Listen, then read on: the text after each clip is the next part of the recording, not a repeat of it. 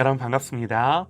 오늘 같이 보실 하나님의 말씀은 민수기 21장 4절에서 9절입니다.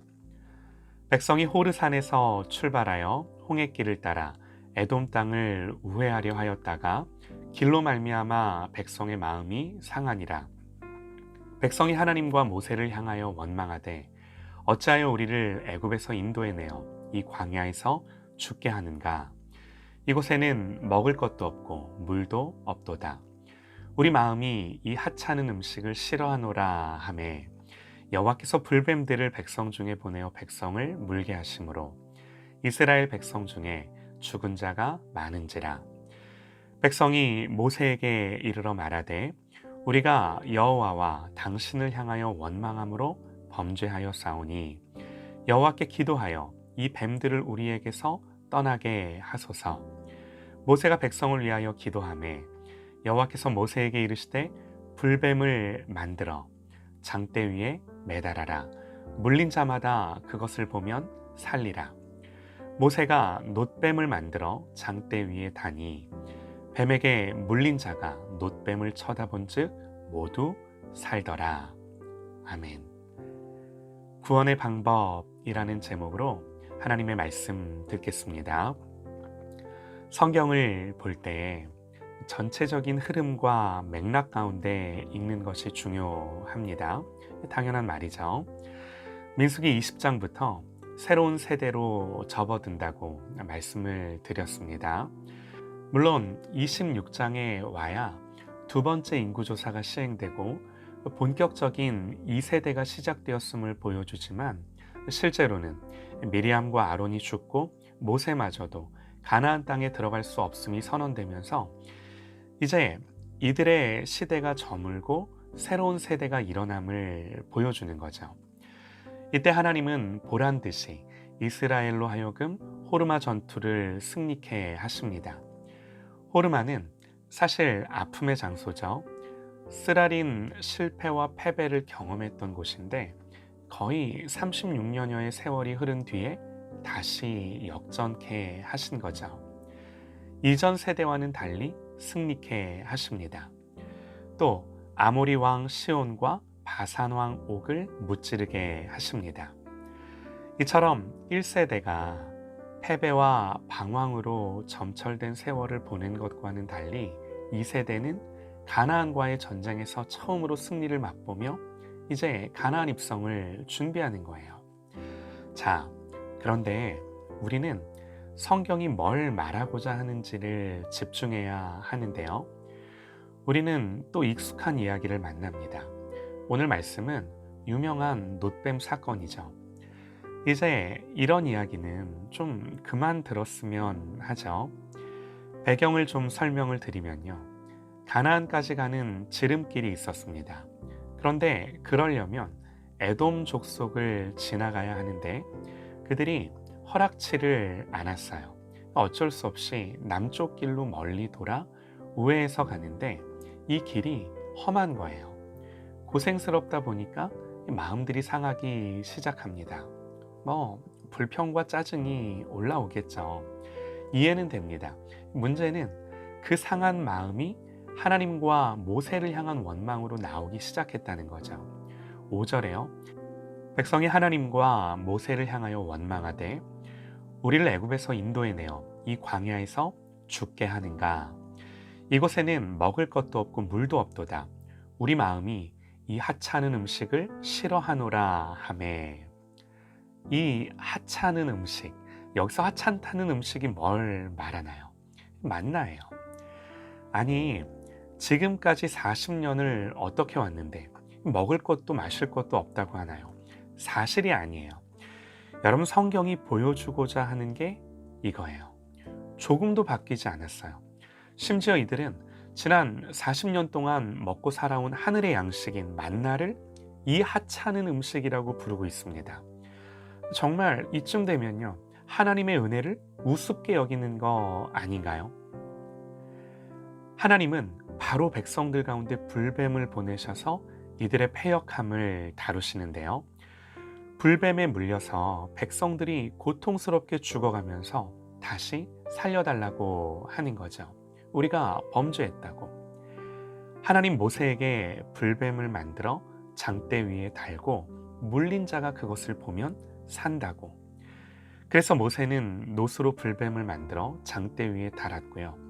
뱀에게 물린 자가 그 놋뱀을 쳐다보므로 본 자는 모두 살아나게 되었습니다. 이게 오늘 말씀이에요. 이 놋뱀 이야기가 참 중요한데요. 예수님이 직접 이 이야기를 언급하셨어요.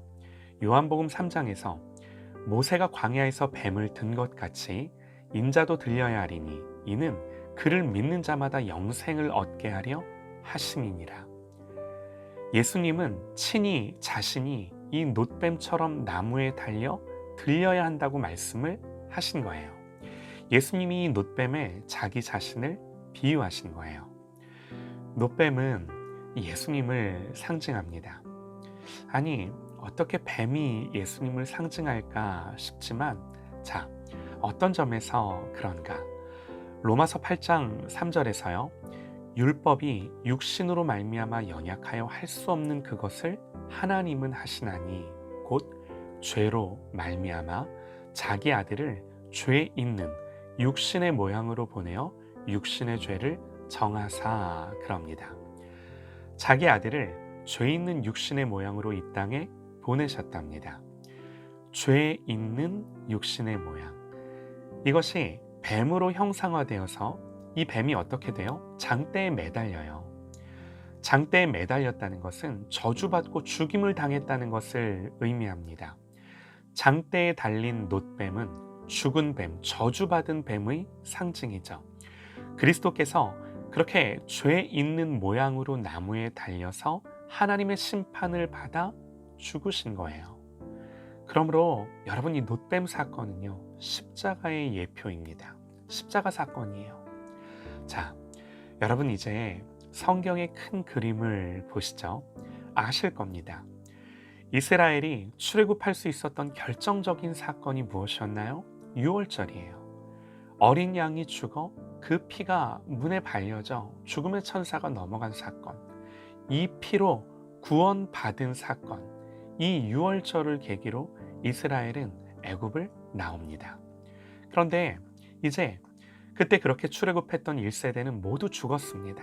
이제 2세대, 그들의 자녀의 세대가 이제 40년이 지나 가나안을 앞두고 있는데, 성경이 말하고자 하는 건 이들이 어떻게 가나안에 들어가는가, 이들도 이 놋뱀을 통해 구원과 회복을 경험함으로 가나안에 들어가는 거예요.